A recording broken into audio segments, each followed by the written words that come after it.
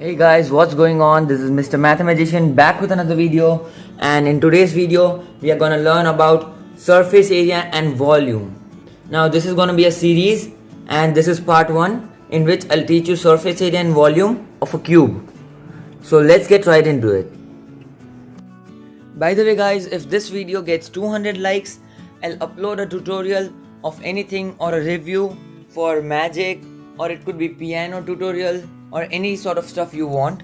So please comment and drop a like and stay tuned. Now you might be wondering what is this on the screen. They are just foam pieces that will help us understand this chapter better, but for now we don't need them, so let us just remove them.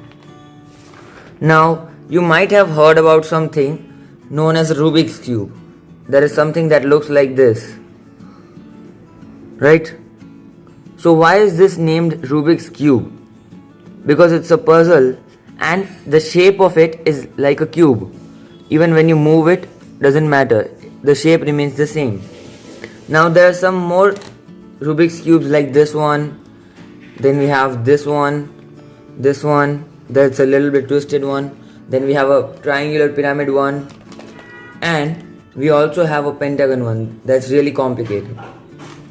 But now all of them are known as Rubik's Cubes. But are they all actually cubes? The answer is no. Only these three are the shape of cubes. These three, the triangular pyramid one, this one that's a little bit twisted, and the pentagon one, aren't Rubik's Cubes. Exactly, they aren't cubes, but we call them as cubes. Now what are the parameters for one object or one shape to be a cube? Let us understand with the foam pieces we talked about. So over here I have a square, okay, a square of foam board. Now in a square we already know that the length is equal to the breadth. That means all the four sides are equal in a square, right? Now to make a cube, what we need to do is just stack one square upon another, and so on and so on. So we can just stack like this and we can create a cube. But can I call this shape a cube? Can I call this shape a cube? No, right? Why is that so? That is because in a cube, the length should be equal to the breadth, should be equal to the height. That means simply all the edges, or all the edges you can say, or we can say all the lengths and breadth should be equal to each other. So we might need to add a few more squares to this one, maybe this much or maybe two more. Now if we see it, it is a cube. It is actually a cube now. Now to prove this, that this one is a cube, what I will do is I remove one piece from it and place it sidewards over here. As you can see, it is actually a cube. The reason for that is because over here you can see there is a small space that is left, that's about like one foam piece or somewhat like that, that small piece. That is because we removed one piece. So if we add one piece to it, this is a perfect cube now. So cube is nothing but basically stacking squares, one square upon the another, just as so. So we can create a cube just like this. So now we know a really good property of a cube, that is all the sides are equal. That means this side would be equal to this side, would be equal to this side, or any side you take would be equal to the other side. Now how to find the surface area of this? We know how to find the surface area of a square, right? What is the surface area of a square? That is just length into breadth, or side into side, or we can say side square, right? Now to find the surface area of a cube is basically nothing but stacking of squares one on top of the other, right?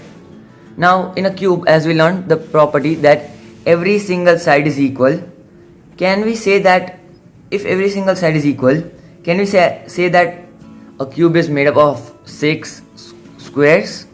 If we place one on top, one on bottom, and 4 on the sides, can we say that it's made out of one, or we can say 6 squares? So if we do like this, this would be the same sized cube as we saw while stacking foam pieces one on top of the other. So this is the same cube.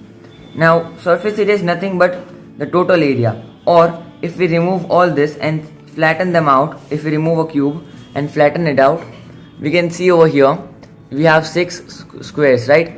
So we just need to find the area of these 6 squares and we'll get the area of the cube. So for this 6 squares, what would it be? Every single square is of the same size, right?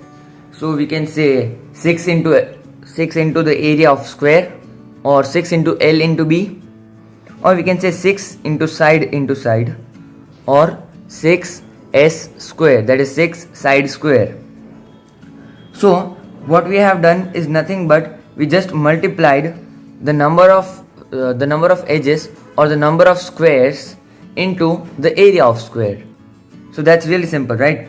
Now what about the volume? How to find the volume of a square?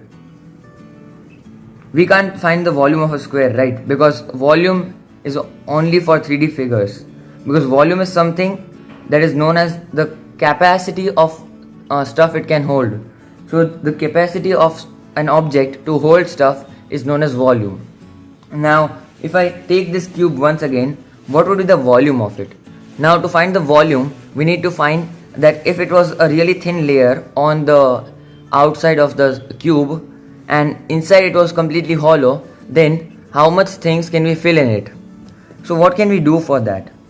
Now the easiest way to do is we can think of it like we have one square and we have stacked over here we have 12 squares, right? We have stacked 12 squares one on top of another to make this cube. And let us assume that this side is 12 centimeters, this is 12 centimeters, and also this is 12 centimeters. So now what would it be? Now to find the volume, we just simply have to do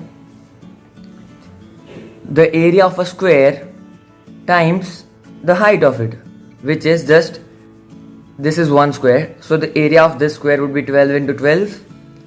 Then this is another square, so it would be 12 into 12. So that would be 144 plus 144 plus 144 plus 144 plus 144 and so on until and unless we need to add for all of them. So that would be equal to, so multiplication is basically this only, right?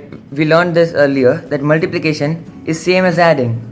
We just added 144 times 12 because there were 12 layers, or we can also do it as 144, that is the area of square into the height. So that's how we can do the volume of a cube. Now we know the formula for surface area of a square, so that would be s square, that is side square or length into breadth. Now if we multiply it by height, so length into breadth into height, or side into side into side. Why is that side into side into side? Because all the sides are equal. So all these 3 dimensions are equal in a cube. So we can say it side into side into side or side cube. So this is how we get the formula of cubes for surface area and volume. Even if you don't memorize the formula, you can get it simply by a little bit logical reasoning. That's it for the video, guys. I hope you like and enjoy the video. Consider subscribing, and I'll see you next time.